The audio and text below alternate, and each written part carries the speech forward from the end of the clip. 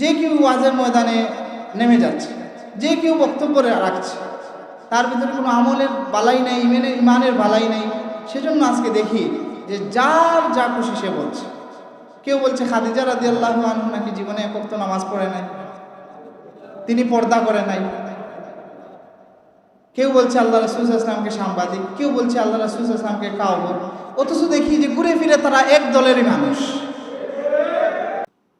গ্রাম্য ভাষায় একটা কথা রয়েছে যে ভাতের হাঁড়িতে একটা ভাত টিপলেই বাকি ভাতের খবর পাওয়া যায়। আমরা আজকে দেখি যে একটি ভাতের মতোই দেখা যায় যে সকলের নারী এক সুতোয় গাঁথা রয়েছে। তারা যখন বক্তব্য রাখে কোনোভাবেই আল্লাহ রাসূল সাল্লাল্লাহু আলাইহি ওয়াসাল্লামের ভালোবাসা তাদের হৃদয়ে প্রকাশ পায় না, তাদের কথায় প্রকাশ পায় না।